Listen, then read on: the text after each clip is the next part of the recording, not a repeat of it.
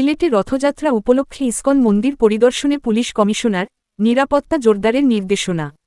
Staff reporter, Swapan Malakar, শিবা, সিলেট। আগামীকাল অনুষ্ঠিতব্য শ্রী শ্রী জগন্নাথদেবের পবিত্র রথযাত্রা উপলক্ষে সার্বিক নিরাপত্তা ব্যবস্থা পরিদর্শনে আজ বুধবার 15 জুলাই 2026 বিকেল 3টায় সিলেটের ইসকন মন্দির পরিদর্শন করেন পুলিশ কমিশনার এবং ট্রাফিক বিভাগের ডিসি। পরিদর্শনকালে তারা মন্দির কর্তৃপক্ষ, মন্দির পরিচালনা কমিটির নেতৃবৃন্দ ও সংশ্লিষ্ট কর্মকর্তাদের সঙ্গে মতবিনিময় করেন।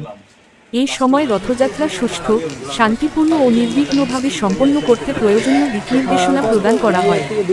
বৈঠকে রথযাত্রার শোভাযাত্রার নির্ধারিত রুট, যান চলাচল নিয়ন্ত্রণ, জনসমাগম ব্যবস্থাপনা, ট্রাফিক নিয়ন্ত্রণ এবং সার্বিক আইন শৃঙ্খলা পরিস্থিতি নিয়ে বিস্তারিত আলোচনা হয়।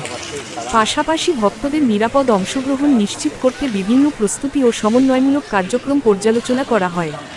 পুলিশ কমিশনার জানান, রথযাত্রাকে কেন্দ্র করে পর্যাপ্ত সংখ্যক পুলিশ সদস্য মোতায়েন করা হবে। পাশাপাশি ট্রাফিক ব্যবস্থাপনা ও সার্বিক নিরাপত্তা নিশ্চিত করতে নেওয়া হয়েছে বিশেষ পরিকল্পনা, যাতে ভক্তরা নির্বিঘ্নে ধর্মীয় আচার অনুষ্ঠানে অংশ নিতে পারেন। এই সময় পুলিশের ঊর্ধ্বতন কর্মকর্তারা, ইসকন মন্দির পরিচালনা কমিটির সদস্যবৃন্দ, মন্দিরের কর্মকর্তারা এবং প্রশাসনের সংশ্লিষ্ট কর্মকর্তারা উপস্থিত ছিলেন। মন্দির কর্তৃপক্ষ পুলিশের এই উদ্যোগকে স্বাগত জানিয়ে রথযাত্রা সফল ও শান্তিপূর্ণভাবে সম্পন্ন করতে সার্বিক সহযোগিতার আশ্বাস প্রদান করেন। 10,000 লোককে যে আমি কে এক একজন উত্তর দিচ্ছি। ঠিক আছে,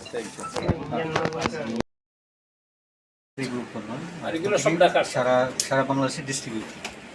শ্রীচৈতন্য উনি ছিলেন, কৃষ্ণ ভক্ত ছিলেন, তাই তো? না, উনি কৃষ্ণ ভক্ত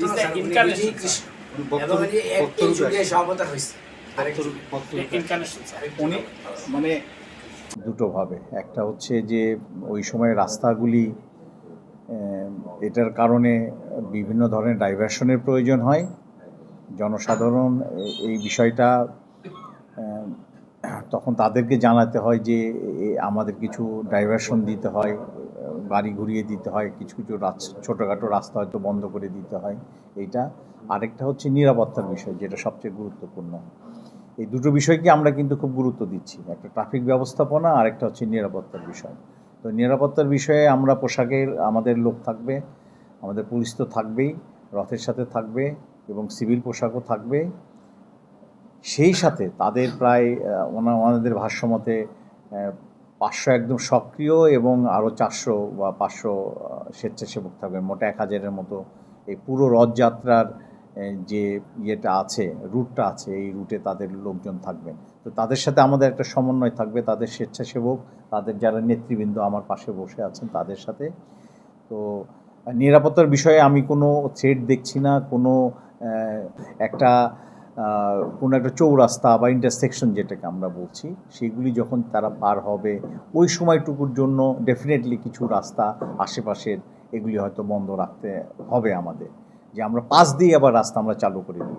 তো কিছু কিছু রাস্তা আমরা আছি যারা, আমি অনুরোধ করব যারা হয়তো মাজারে যাবেন ইয়ের দিক থেকে, ওই ব্রিজ পার হয়ে এসে যারা মাজারের দিকে যাবেন তাদেরকে আমি অনুরোধ করব তারা যেন শাহী ঈদগাহ হয়ে যান ওই সময়টুকু। এটা তো বিকেলের দিকে হবে, তো ওইটা সেক্ষেত্রে আমার মনে হয় না যে ওই রকমভাবে কোথাও যানজটও হবে না, এবং জনগণের যে ট্রাফিক বন্ধ থাকলে বা রাস্তা বন্ধ করলে যে ধরনের সমস্যা হয় সেই সমস্যাটিও হবে না। কারণ আমরা যখন একটা ডাইভারশন দিয়ে দিব তখন রাস্তা ঘুর হতে পারে, একটু বেশি দূরত্ব অতিক্রম করতে পারে, কিন্তু ওই ধরনের রাস্তা কোথাও আটকে থাকবে বা জনগণের দুর্ভোগ হবে এটা আমরা মনে করি না।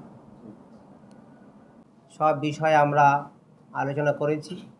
এবছর আমাদের প্রশাসন আমাদেরকে এই রথযাত্রাকে সাফল্যমণ্ডিত করার জন্য ওনারা উদ্যোগ নিয়েছেন।